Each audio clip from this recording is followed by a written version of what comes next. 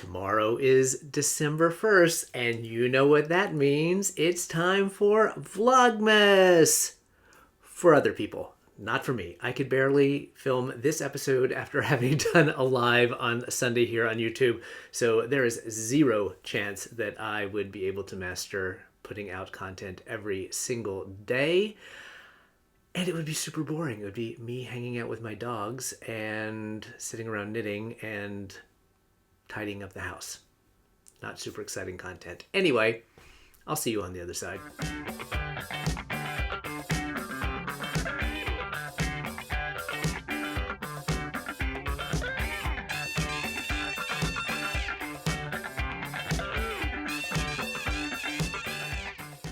Welcome and happy almost December to the latest episode of Gary Knits, Gary Rides, a Craftivism podcast at the intersection of making things and doing good. My name is Gary. I am a knitter and a crocheter, and for the past 5 years, I have been a cyclist and fundraiser for AIDS Lifecycle, a 7-day, 545-mile bike ride from San Francisco to LA each June that raises money for the San Francisco AIDS Foundation and the Los Angeles LGBT Center. Thank you for taking a little bit of time out of your week to spend it with me. If this is your first time, thank you so much for checking this out. If you are a return viewer, thank you for coming back. You can find me on Instagram as Gary Knits, Gary Rides. I am also on Ravelry as Gary Knits and Rides, where we have a Ravelry group for the Knitalongs that I run called the End AIDS Knitalongs and Crochetalongs. We're going to talk a little bit about that in a bit. But I hope everyone had a fantastic, safe, healthy, fun Thanksgiving, survived whatever Black Friday shenanigans you got into. I emerged relatively unscathed. I'm trying to think of, there's certainly nothing on the yarn front that I did, because I have done plenty of damage already this year. And I think the only thing was there was something like stupid around the house, that like garbage bags or something that we needed. And I was on Amazon and I was like, oh, look, hair gel is on, Cyber Monday sale or something. So it was really, really inconsequential and boring stuff for me on Black Friday. But it has been a crazy busy couple of weeks, and Thanksgiving is just the kickoff to the holiday mayhem. Hopefully things will be a little more calm. But I think when I filmed my last episode, not the live, but the one before that, I was just about to go the next day or so to the SoCal Fiber Fair. So I did that before I headed to Pomona, which is where that was held.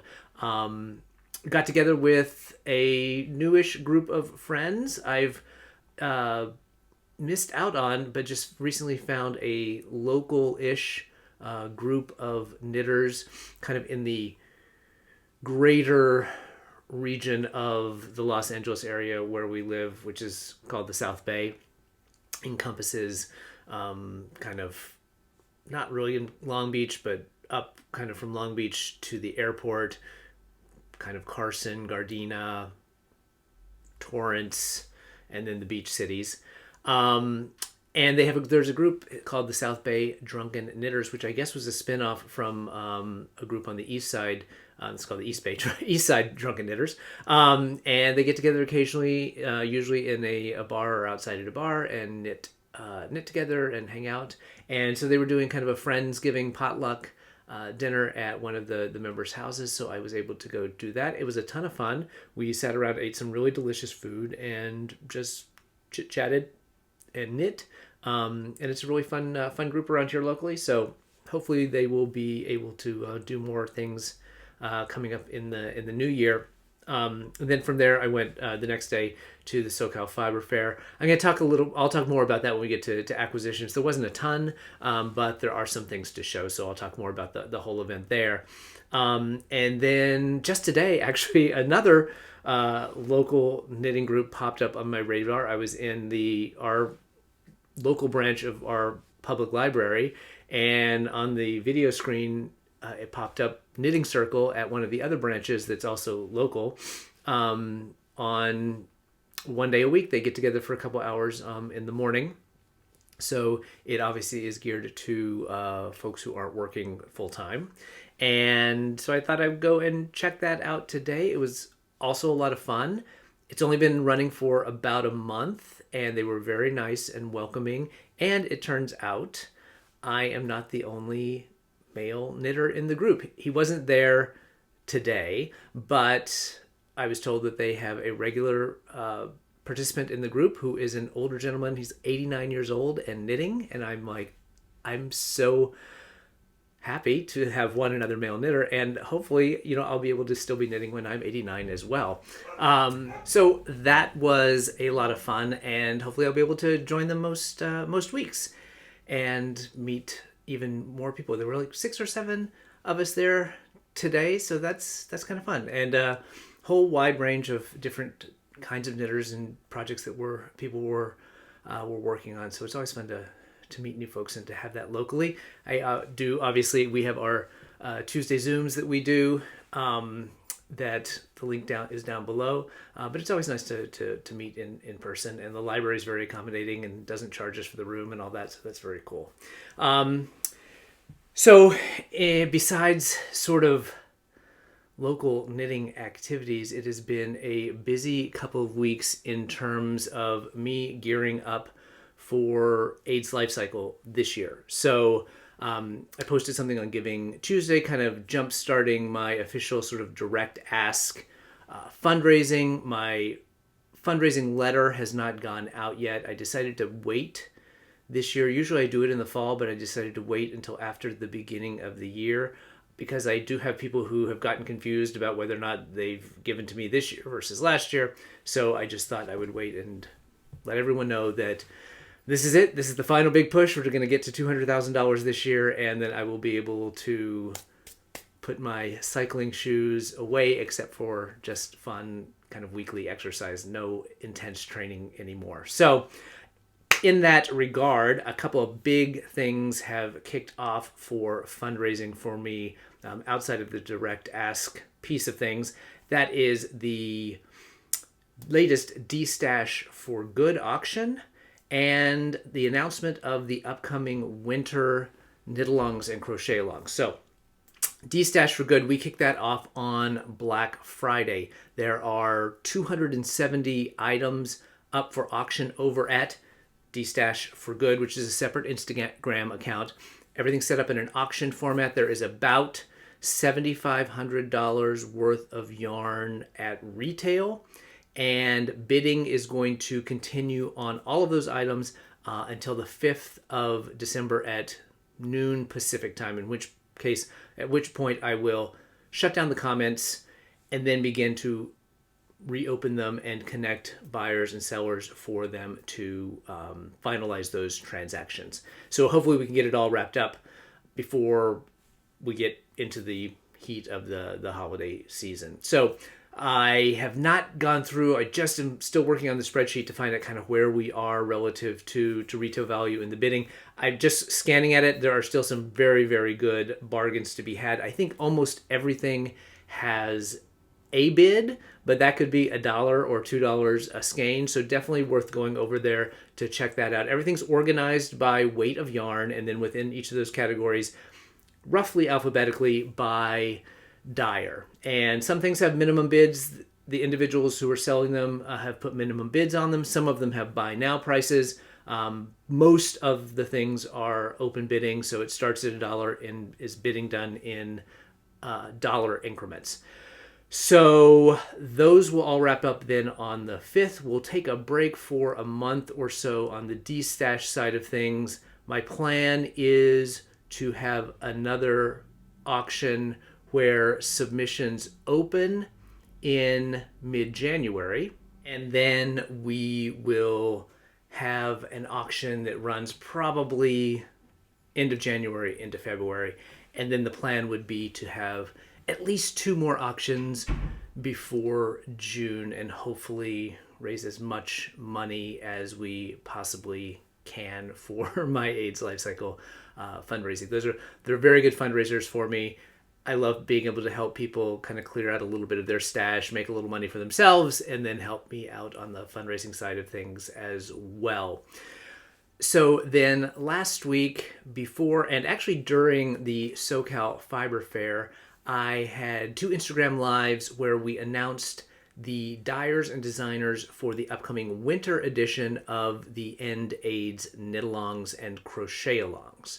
So those are going to run from January 1st until February 29th.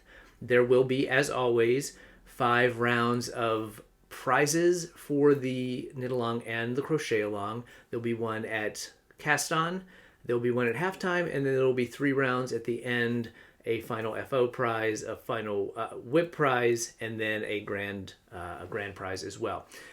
To enter into the giveaway piece of things, before we get into the nitty-gritty of who's designing and who's dying, you can either come over to our Ravelry group, post your pictures in the FO thread, and then post your whips and chatter in the chatter thread, or go over to Instagram and post photos using the hashtags EndAIDS KAL Winter 24 and AIDS CAL Winter 24.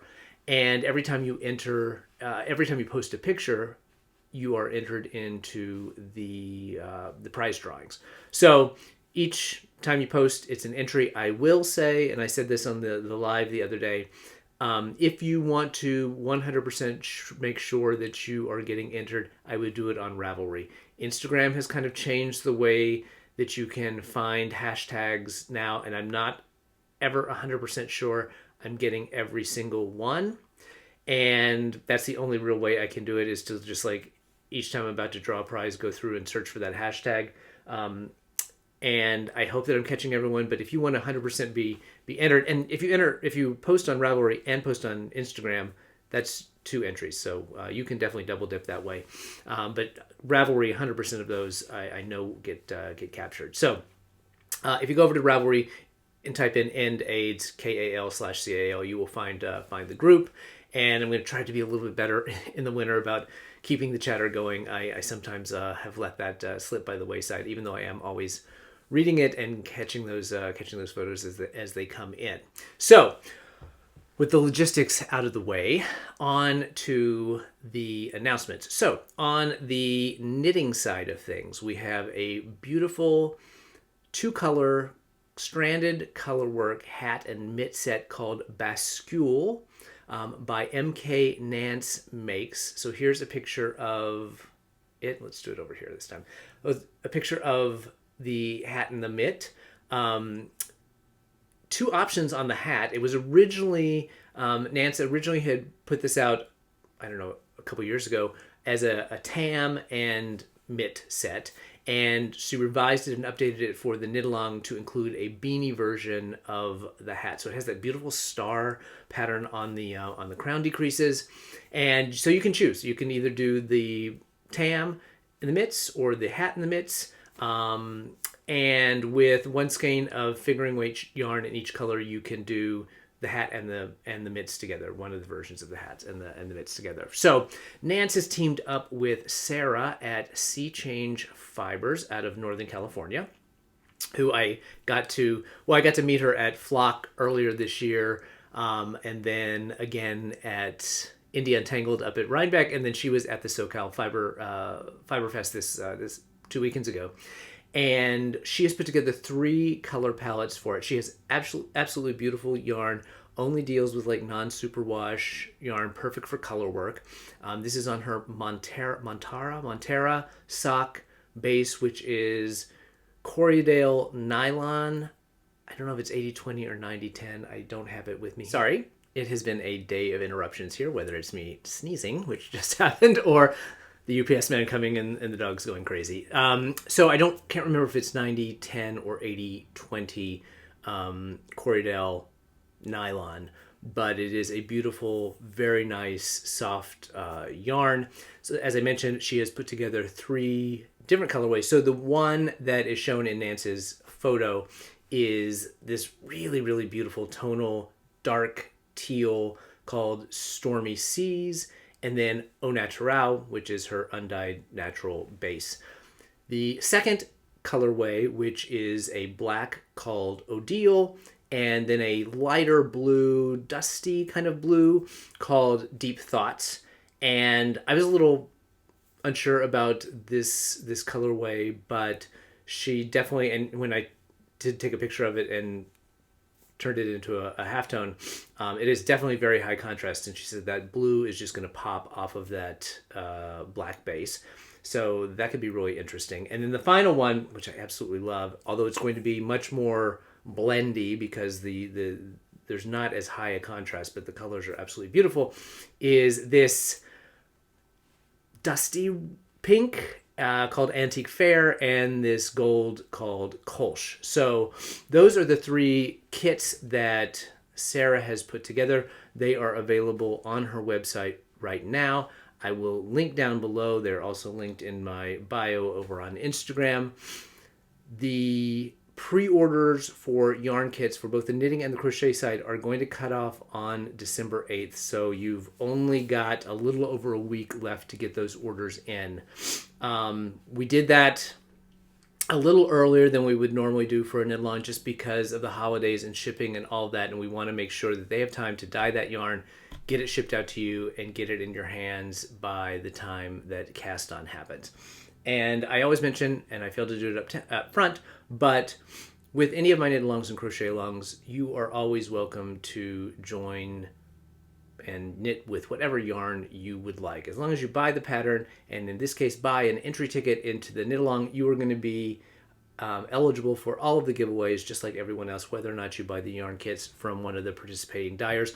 Obviously, that helps me on the fundraising side because generally the dyers have either priced in or are making a donation on a per skein basis to AIDS Lifecycle, so that the more yarn they sell, the bigger the donation. But want this to be as inclusive and just fun for everyone. So dive into your stash. I'm definitely going to do that. I'm going to show you here on the crochet side. I've been trying to work more from stash. I still buy the yarn from the dyers that are supporting me, and typically those will go into the prize pile for future giveaways. But I kind of mixing and matching between using the actual kit yarns for my projects and diving into stash. I think in this case, for the bascule, I'm really in love.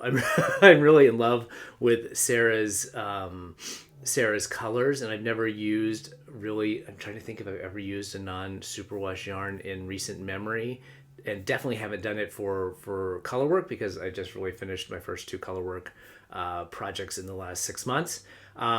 So I may do that. I had dug out of my stash a non-superwash. This is a yarn that was gifted to me by Evan in Ireland when we were on our trip, and it's Carol Feller's yarn, who I actually got to meet in Cork, and then met again at Woolen Folk in Rhinebeck. But it's her Blast of Light, so it's a light fingering, and so maybe I'll do a half and half. Maybe I'll do this, but with the Au Naturel from Sea Change. I don't know. It could still go either way. I really love that dark teal.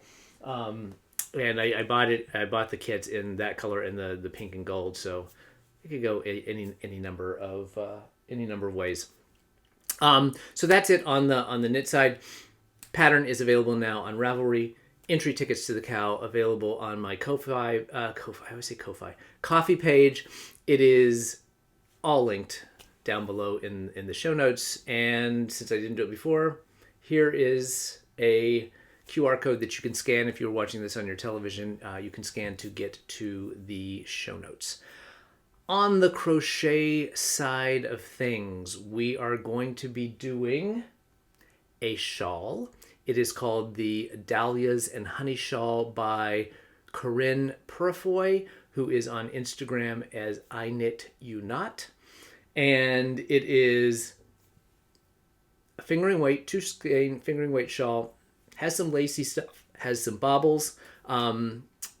Here is a picture of the Dahlias and Honey shawl in its original form. So this is one of Corinne's catalog pattern from her catalog, but we wanted to reimagine it as a speckled speckled shawl instead of the tonal that she's showing it here in this kind of honey colored. So she has teamed up with Courtney from Apothecary Fiber Co. and put together 2 colorways. And the reason I stepped away for a second is I actually have a knit up or a crocheted up version of it that my friend Lynn did for me, just so we could see it. This is in that kind of emerald green with the purple, maybe better if I hold it here, purple speckles. There are some green bits in there as well, but they're a little harder to see. This is called Druid's Grove, and the other colorway, which is that peachy pink, here are the two yarns, that is called Cosmic Petal. So 2 skeins of fingering weight yarn. Definitely, if you watched my live, you got the tip and from Corinne herself to gauge swatch for this, because you do get pretty close to using the 2 full skeins. So Lynn, when she did this, she did not do the 3 tassels that Corinne's sample is showing. There is, I think I weighed it out, there's about 15 grams of yarn left. So I think you could have probably gotten some tassels, maybe some smaller ones out of that, but definitely worth gauge swatching just so you don't run out. All the reports from both Lynn, who knit this up or crocheted this up, and Courtney, who made the kind of mixed version of it that she's showing in the picture, has been how fun this pattern is to work on. That kind of once you get into the rhythm of it, it goes very quickly. I can attest to the fact that Lynn was working on this in Rhinebeck, and she was finished with it in a very short period of time. So I think that's going to be fun. Again, 2 colorways. The yarn is available for pre-order now at Apothecary Fiber Co. $6 of every set is being donated to my A's Lifecycle fundraising. Again, entry tickets available on my Ko-fi page, and the pattern is available on Ravelry currently. All the links to all of that down below. In terms of my plans, Len has generously allowed me to keep this sample, but I am still going to work on one myself.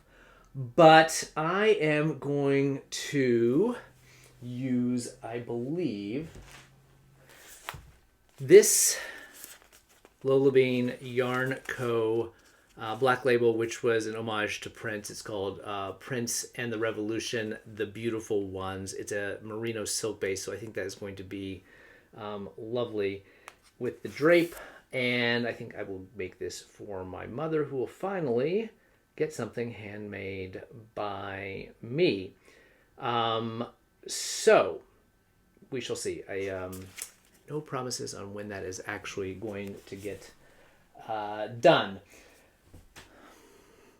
The other big thing that happened, I can't believe I've waited this long to talk about it, is I can finally talk about one of my top secret projects that I have been working on. If you have been following along on Instagram, you may have seen that Knitstars announced the Knitstars Project Funway Pro-Am Design Competition that I am one of the participants in. So what is going on is that Knitstars has taken a professional designer and paired them up with an amateur or aspiring designer, put 2 teams together. So it is Lewis from Brooklyn Boy Knits and me versus Nina Macklin-Dayton and Melinda Lesko.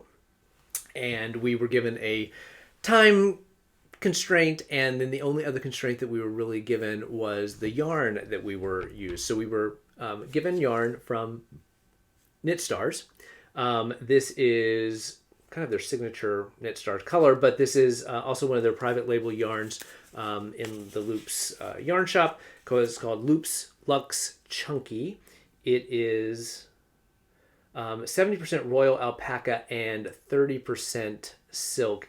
It is really amazing feeling. It is soft but kind of silky and slick. It's been great working with it, easy to knit with.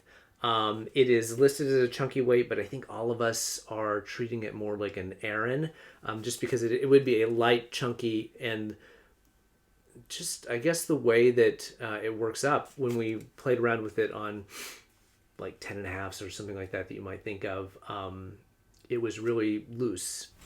Oh my God, with the sneezing today. Anyway, so we are working on it. I think Nina and Melinda are as well, treating it more like an Aran, where it made a fabric that was, not super dense, but it was had a little more structure to it. So it's been really fun to work on it. It's been a really fun process. If you've been following Knitstars, or me, you should see the videos that have been coming out. So we've been filming our Zoom calls, Lewis and I, and then Knitstars puts them together and edits them, and Nina and Melinda are doing the same thing.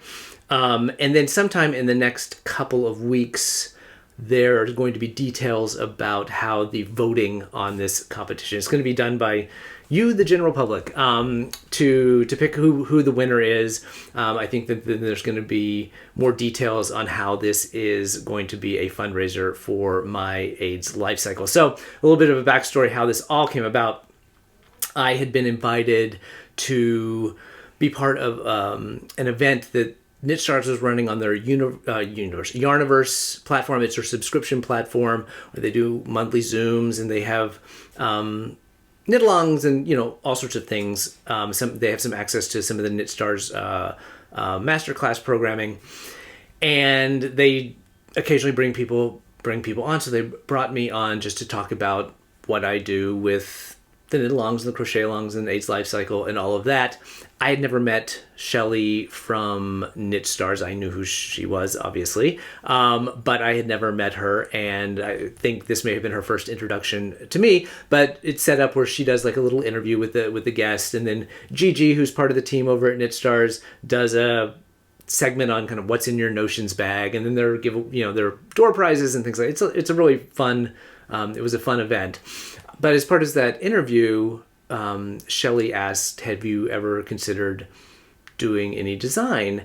And I said, funny you should mention it, because this was sometime in the summer after the ride, but so August or so. I said, funny you should mention that. I have been thinking about, maybe trying to do something. There's some things that I'd be interested in trying, to do, but it's probably down the road after all this bike riding is done. And at the end, she was like, it's really amazing what you're doing, and you have this big goal this year, and we'd really like to figure out a way to help. Flash forward a few days or so, she reaches back out to me and says, listen, I've been having this idea for a while, and I think this may be a great opportunity to test it out and see how it would work. And it would be pairing you up with a professional, and then we'd have another team that does this thing, and you have this competition, and we'll figure out some way to make it help your fundraising. So even though it was a little faster than I would have expected to be dipping my toe into design, these things don't just come up all the time, where you have this opportunity to have a mentor, to have this whole team working with you to try to come up with a way to make this a fundraiser. So I said yes. a little nervous, but I thought it would be fun. And the worst thing that could happen is I come up with a terrible design and learn some lessons along the way. But it has been really, really fun. Lewis has been great to work with. Really helped me out on thinking about some of the technical things on design in terms of formatting the patterns and how to get things up on Ravelry, and then also how to think about different design elements and things like that. So I'm really excited about the project that we've put together. It is getting close to finished. Part of mine is blocking right now, and I've got to do a few more finishing touches on it, and then it should be a sample ready. I wish I could show you, but I can't. And that hopefully things are going to be revealed, like I said, in the next few weeks. I think it's all going to be wrapped up before the holidays. Each week you should start to see more content coming out from Knitstars, some more behind the scenes stuff. While we were up in Rhinebeck, this is already out there. I think it's in the first video. We had the whole thing had been put into motion, and it ended up that we were all going to be able to be at Rhinebeck on Sunday. Knitstars was already doing a meetup, so we all gathered up there at the same time and shot some video of us like playing tug of war with one of the one of the skeins of yarn. And I think there's a video out there of us sort of like why you should pick ours, and trash talking the other team a little bit. It's all very, very funny. Nina and Melinda are fantastic as well, and I know Nina's such an amazing designer. I know they're going to come up with something great. So they have the benefit of being close to each other, so I think they get to meet in person, while Lewis and I have to navigate time zone changes and his job and Zoom calls. So I don't think it's really put us that big of a disadvantage. But if we end up losing, that's what I'll hang my hat on. Anyway, so look for a lot of this blue in your future, and hopefully you all can stay tuned for that and be part of the voting, and maybe have a chance to knit one of these projects at some point down the road. So that's been a really fun thing. Project Funway over at Knitstars. It is the last 2 weeks of the Knit the Rainbow Accessories Drive. Started September 1st, goes through the 15th. I will link down below. I've put together the form for you to submit how many points you got in terms of the accessories drive if you are playing along for some of the big prizes, one of which just came in the mail today, and I'm going to show it here in a minute. If you can take a photo of all the things that you've donated, that would be awesome. I would love to see that. And then I just wanted to get a picture of your actual tally sheet where you calculated how many points you got, because I'm just going to ask you to submit like your total points. And then there will be top 3 points get big prizes, and then every point you get is also an entry into into 3 raffles at the very end that also have some great prizes. There's I think I showed it last time, the Woolens and Nosh sock advent, lots of other stuff. And then there are 2 more weeks of weekly raffle prizes. Post your pictures of things you're donated with Gary Knits the Rainbow 23 over on Instagram, and every Monday at 3 p.m. I go live and draw a name out of the hat for a gift card from a vendor that was affected by the Wool and Folk debacle. We've got 2 more weeks of that. Next week is Dye Mad Yarns, and then the final prize is going to be from Desert Panda Fiber Arts. So that is going on. Speaking of Knit the Rainbow, if you are around on Sunday the 3rd, so this coming Sunday, and at all participating in any way in the Vogue Knitting virtual live event that is going on that weekend, you will have access to watch a little fireside chat between Austin Rivers, who is the CEO of Knit the Rainbow, and myself. December 1st is World AIDS Day, so we're tying this into World AIDS Day and talking a little about Craftivism and what I'm doing with AIDS Lifecycle, what he does with Knit the Rainbow. Kind of a little more deep dive backstory on how all this started and why it has become a passion of mine. So that should be fun. That is Sunday the 3rd, noon Eastern time. So tune in for that if you are around. And I think that is it. I do have a big announcement. Last episode, if you watched that, there was an opportunity to help me celebrate 1K. We did a live this last Sunday, which was a ton of fun. I was like, I don't know if anyone's going to show up. I don't know if I'm going to be able to talk. I'd sort of said, I'll do it for an hour. And it's probably going to be repetition from what is on here today. But I said, I'll go for an hour. Went for an hour and a half. It was really fun. The chat was really lively. Had a great time. The other piece of the celebration for 1K was going to be a giveaway.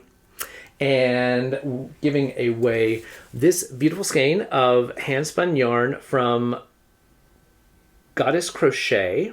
Joanna Goddess Crochet gave me this at Rhinebeck, and I said I had to hold on to it for something special, and I think 1,000 is a special thing. And then the other half of it is we're going to do a Shop My Stash, so that whoever wins is going to sit down with me. I'm going to lay out all the yarn on the bed, and if they are interested in doing it live, we will do it live. If not, we will just do it privately, and they'll pick out 2 more skeins of my yarn to go with this. And so the winner of that giveaway is Felicia MK. So Felicia, if you will email me at garyknitsgaryrides@gmail.com, we will connect and we will figure out if you're interested in doing a live Shop My Stash, and maybe narrow it down a little bit so I don't try to drag out every single piece of yarn I have. And then we'll go from there. All right. So congratulations. Thank you all who commented on last episode and entered into the giveaway. When we get to 2K, we'll do it again. How about that? Okay. Let's talk about some knitting, because I do have some, and I have been able to get some work done this week. No FOs, except for one that is very similar to the FO that I showed last time, but it's the final FO in that series. I'll show you that in a second. But what I'm very excited about is I was able to pick up my... Oh my gosh, no, it's stuck. There we go. I was able to pick up my Stephen West Geo Gradient Mystery Knitalong again. I am completely done with clue number 2 and was able to take it with me to the little library knitting club today and did the I-cord bind off piece and first color of section or clue number 3. I think it's, I don't even know what section it is, but clue number 3, the little ones where you have the yarn carried in front to create these little elongated kind of stitchy satin stitch is what it kind of reminds me of in embroidery. So that is moving right along, ready to switch colors, and hopefully my plan, ambitious though it may be, is to try to get this and one other thing finished by year end. We'll see. I don't have any travel, so it's just going to be how much of this I can do in the evenings, on top of closing a D-stash and shipping out all that yarn and other things. Luckily, we don't really do much for the holidays, so there's no like decorating. I have to cook a meal on Christmas Day, but that's about, there's no shopping or anything to do. I talked last time about trying to do a color pop in here, and Anne DePauw had a great idea, which was to do black, and I think that would look really great. But as I looked ahead in the pattern and looked at some other people's things, I think if I'd wanted to introduce another color, I should have started introducing it in this second section. I just think the way that the wings go out, if I just put one stripe of black in there and then try to do it again on the final border, it's just going to look kind of random and out of place. And I'm okay not doing that. What I think I'm going to do instead, and I mentioned this on the live, is if you can see, that second repeat in clue number 1, I held mohair double with all of the fingering weight yarns, so that gray became a little more green with that mohair I picked up from a Asylum fiber at Cakepalooza. So I think what I'm going to do is I'm just going to repeat that again. So somewhere in this clue 3, which is just a series of stripes, one of those sections I will carry the mohair with every single fingering weight yarn. So I think that'll be great. It'll be fuzzier than originally planned, but I think that'll be fun. So that's the plan for that. Hopefully I can get that finished. The other thing that I am really hoping to finish, but again, ambitious, would be my Embracing Our Nature socks. I am almost through the 3rd repeat of the cables. These are just a little harder to work on. I'm getting more comfortable with them. They're going faster, but it's also one of those things that I'm not sure this is group knitting activity or TV knitting activity. So this is kind of just me sitting alone, away from the dogs, away from everything, and just sort of taking some time to do that. Probably have, I'm going to guess, probably 2 or 3 more repeats to get to before I have to start worrying about a heel. And I have a new tool to help me figure out when that will be, which I will show you when we get to the acquisition section. The other thing I started this at SoCal Fiber Fair, was a new hat for Knit the Rainbow. It is being knit in 100 Ravens yarn. This is their Juno base, which is a bulky. The colorway is Bearded Iris. It's a 100% superwash merino. I picked up this yarn at Stitches or Stitches SoCal, Stitches West or Stitches SoCal last year, and had planned to make. I have another skein of it in a different color that I plan to make 2 hats for. But I started the hat at as I mentioned, at SoCal Fiber Fest, and it was a different pattern than I ended up with. Was knit on, I want to say, like 13s, and it was just creating a very loose drapey fabric, and it was also a mock cable, so it kind of had this hole in the middle where the mock cable was, and I just thought, this is not going to keep anybody warm, and so I ripped it out, and I was pretty much almost to the crown decrease, and I ripped it out and started this one. So this is called Winter Oatmeal, and it is a pattern by a designer named Erica Lofton. She is Evergreen Whimsy on Instagram, and it's a very simple, straightforward pattern. It is what I would call a maybe broken twisted rib. It's kind of hard to see with the variegation, but it's basically like a twisted rib, 1x1 twisted rib that then shifts every couple rows. Twisted rib brim.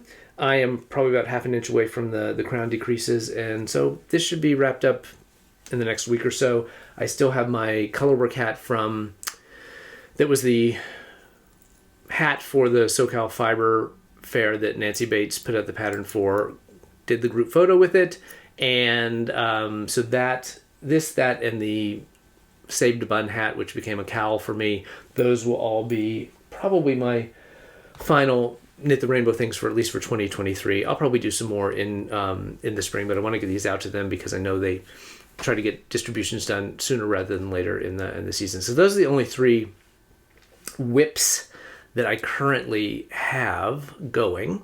And in terms of the FO, it's, like I said, it's a variation on a theme from last time, but this is the last one, and it's in the color that we can now talk about.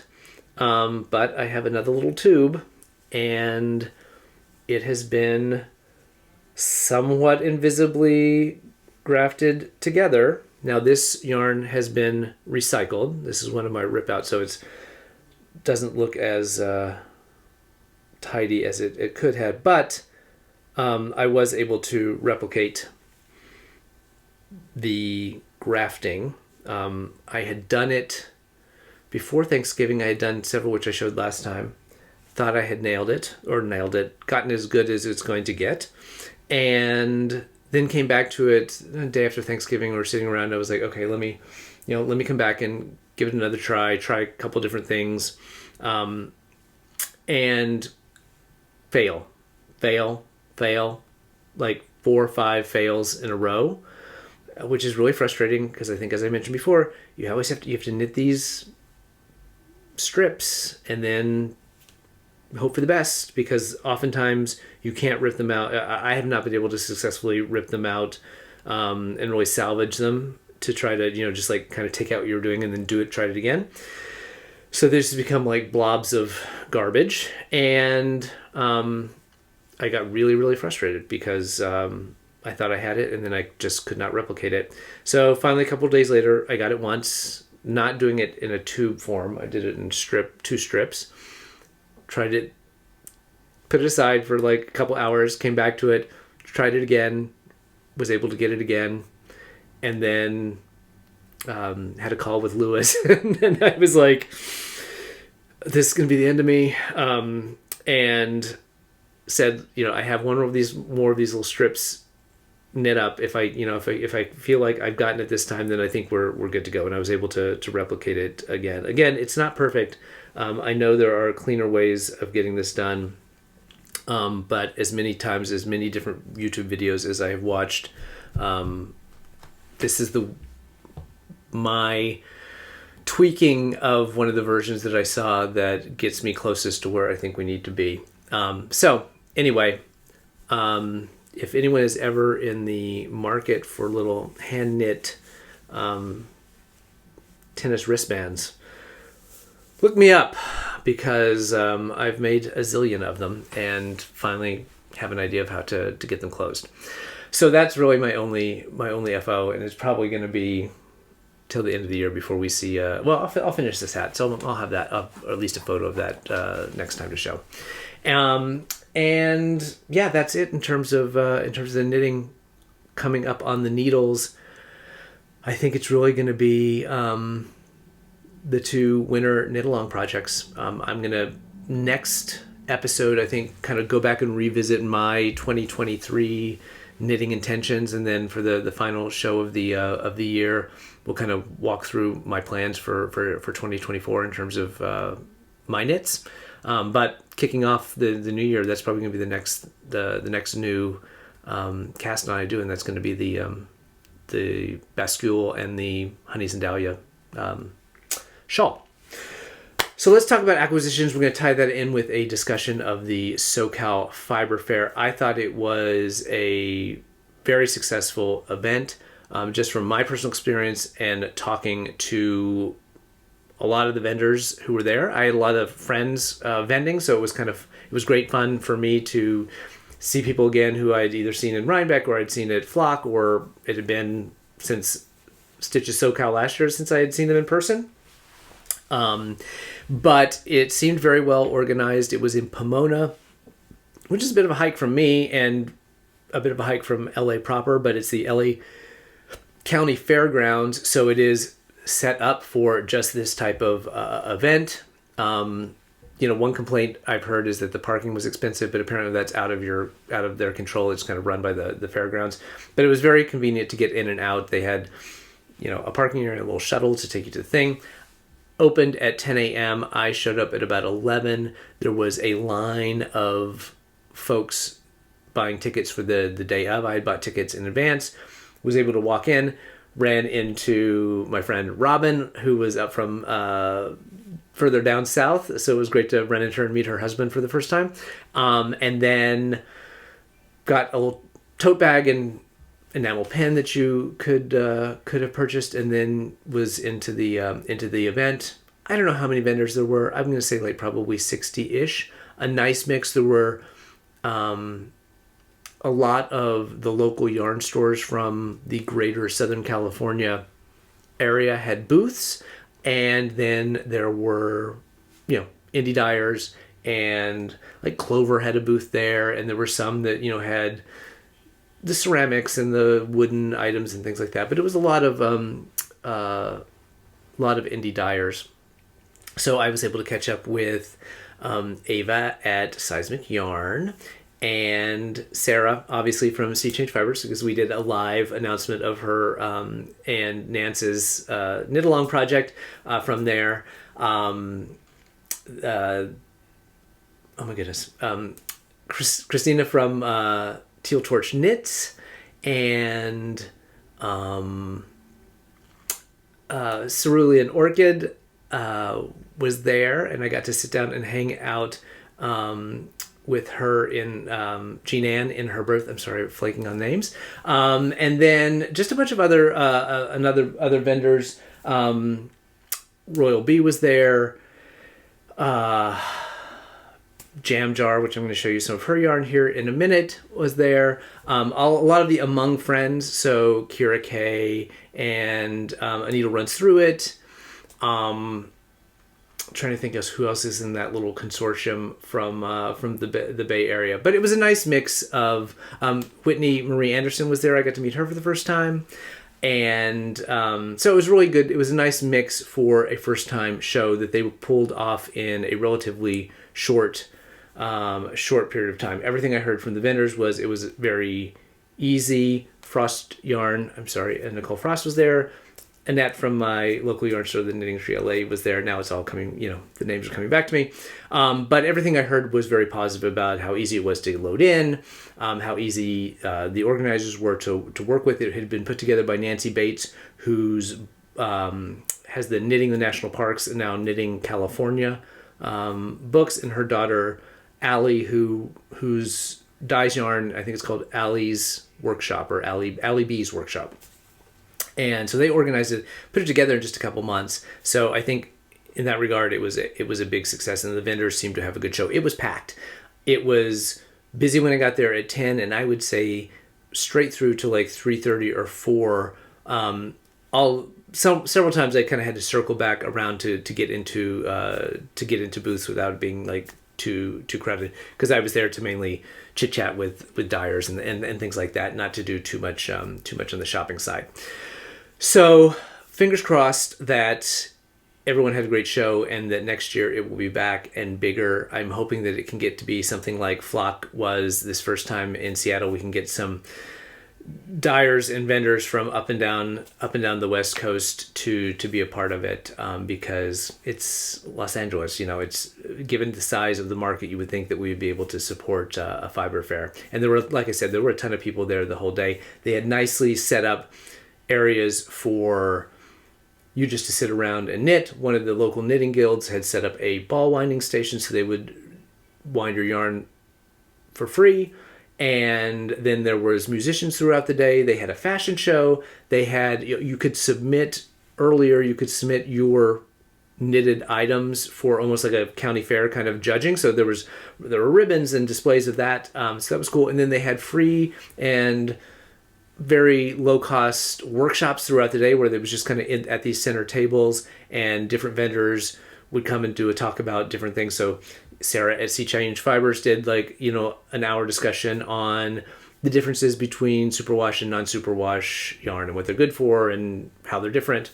Ava from Seismic Yarn, I think she did one on how to maximize your yarn budget or something like that. So, and then there were some that were more hands-on, and you paid and not an equipment fee, but like a supplies fee, and they had how to make a holiday pom-pom and different things like that. So it was a very well done show, especially I think given how quickly they put it together, and that it was the first time out of the gate. So kudos to them, and hopefully next year it is bigger and better than ever. So I said there was some shopping, and there was not a ton.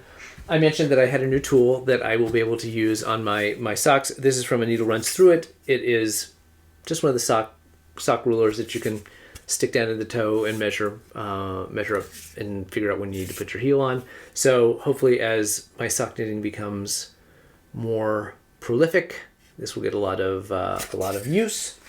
Yarn wise, I was very restrained. So I mentioned Jam Jar, and I apologize, I cannot remember the dyer's name, but she had a Shifty or Shift, one of the Andrew Mallory patterns in her yarn, and I don't think it was in this color, but this color just jumped out at me. And so then we started talking about the pattern and what she thought made it successful choice of yarn was to just pick yarns that you didn't necessarily think went together or were a little wilder than what you might expect.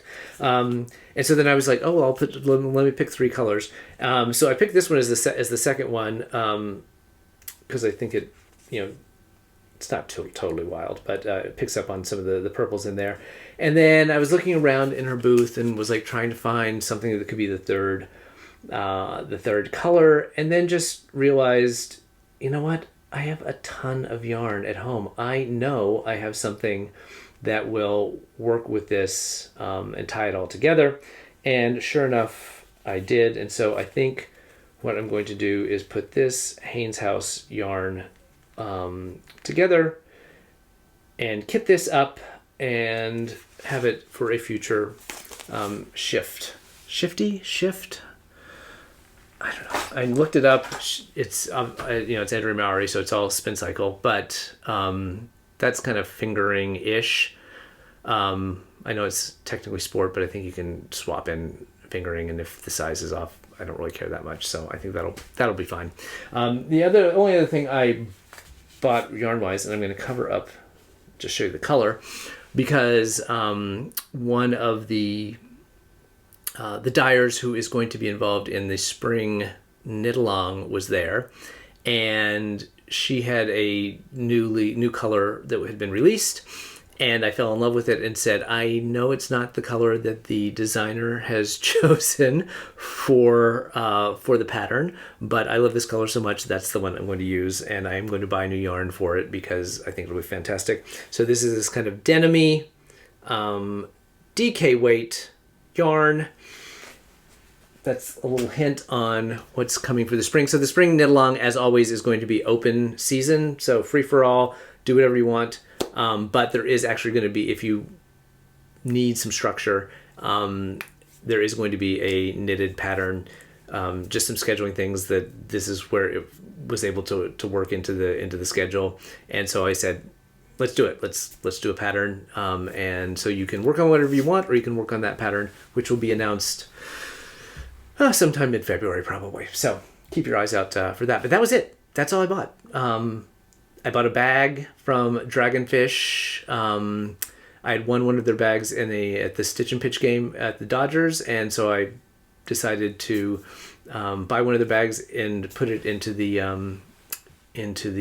gift bag pile. So that was really all of the shopping I did for SoCal Fiber Fair.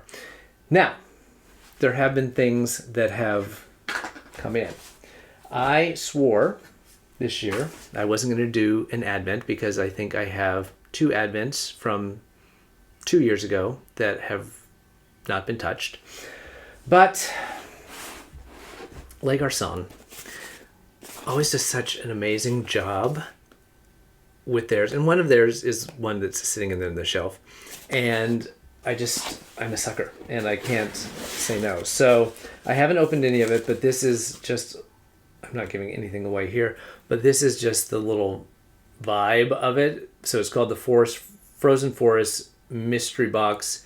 It is 12 items. So from the 14th to the 25th. So this will be a couple weeks down the road. I can start digging into this. I'm not going to do it early. But they just do such a fantastic job with the illustrations and the pens and all the goodies that come with it. So I had to. I just decided to do that. Now, I thought that was what I had ordered as an Advent. And then, out of the blue, arrives from Always Be Kind Yarn, Laura's sock Advent, which I indeed had ordered. And I may have ordered this thinking it was going to be a prize for something, but it doesn't fit into the prize schedule I guess I could do it as a Knit the Rainbow thing, but I love Laura's things, and I love the way she packages it all up. Has these cute little stitch markers attached. The minis are there. Inside are 2 half skeins of self-striping yarn. So each day is a different color. She put in some candies and some tea and stitch stoppers and things like that. Really well done. And it's DK weight. So I'm holding on to it partly because I don't have any DK weight self-striping yarn, and I've never made DK weight socks. So at some point, at some holiday season, I will make a pair of DK weight holiday socks. So I'm sure these are arriving all over the place, but just really cute. And then you get a pattern code as well. At Les Garçons, I'm pretty sure, I haven't looked ahead, but there's pretty sure pattern code in there as well. The only other thing that has come was something from that came out of Woolen Folk. I met this dyer who is Megs and Co. This is her label. She was in like one of the back buildings. Actually, Christina at Teal Torch Nets said to me when I was chatting with her at Woolen Folk, she's like, have you met, maybe her name is Meg.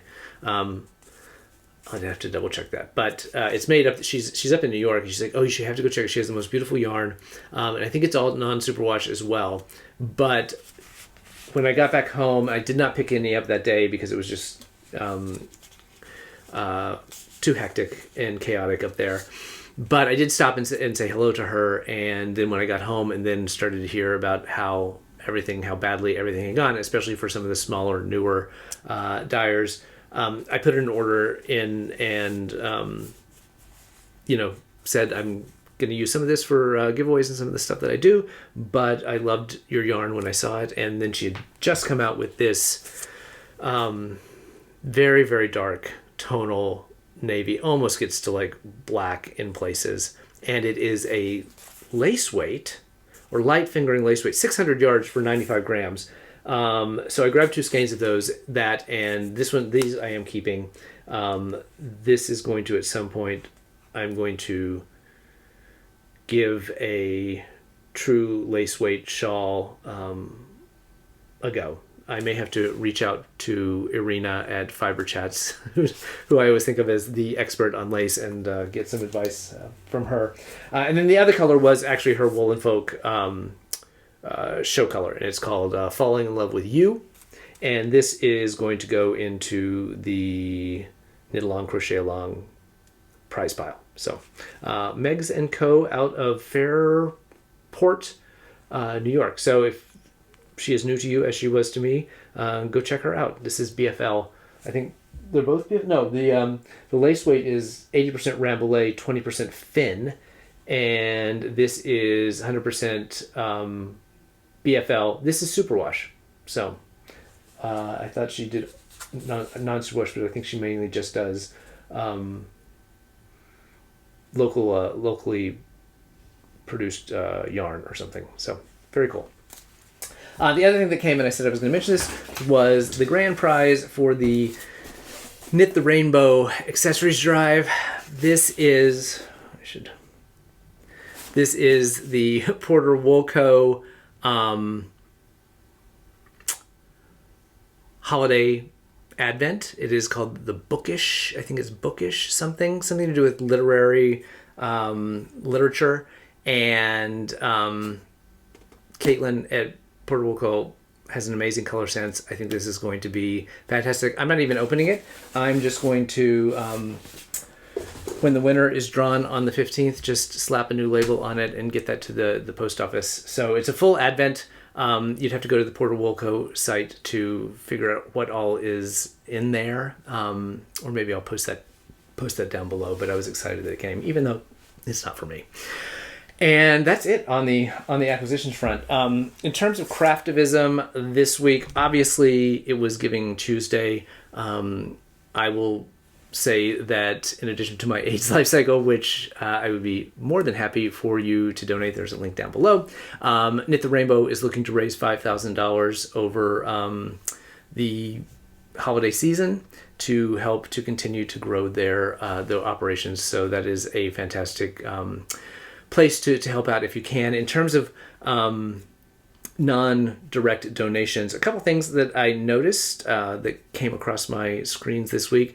Dark Sea Yarns, which is a new to me dyer, has a series, I think there's 6 of them, 6 of her, I should say, I don't know if it's a he or she, the dyer, their yarn.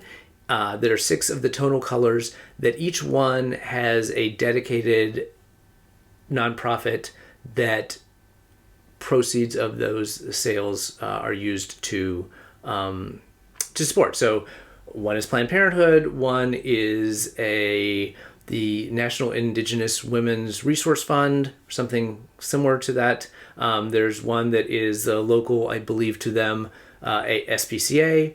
There is one that is sort of sounds like a natural historic site that is maybe also local to them. One that was a really cool program I'd never heard of, and now I'm going to forget the name, that is a program that uses Shakespeare to help people process like trauma. And so that sounded really fascinating to me. So that is Dark Sea Yarns. I'll put the link down below to the page that has all of those yarns, but I think that was great. Ava at Seismic Yarns also does a similar thing where there is a whole collection of her yarns called the Compassion Collection that forever portions of the proceeds of the sales from each of those yarns get donated to various organizations. So I think that's a really fantastic way for these dyers to give back to their communities. And the last one is, it's a local yarn store in Baltimore called Lovely Yarns. Happens to be my sister's local yarn store. And they are doing I guess they do this every year. It's called the 500 Hats Project. They try to, over the course of the year, collect 500 hats that are then distributed to children in the Baltimore public schools. So if you are local to them, and have some extra hats that you have knit up for charity, that would be a great place to send them. I'm sure that if you reach out to them, I think their mailing address is on their website. I'll link that down below, that you can send your hats to Lovely Yarns as well. I don't know where they are in their hat drive, but it is something that they seem to do all year round. So it's always a place where you can send some hats. So with that, I would like to thank you for taking some time to spend it with me. Thank you for enduring what has been sort of a chaotic filming. I'll try to edit all the sneezing and coughing and dogs barking and phone calls coming in out. But that's about the way things have been going recently. So thank you for spending some time with me. I hope you have a fantastic next couple of weeks. And if you've liked this content, please remember to like, subscribe, hit the bell for notifications so that you know every time that I put something up, and keep your eyes peeled for more details for the Knitstars Project Funway project. Thanks so much. I'll talk to you soon. Bye.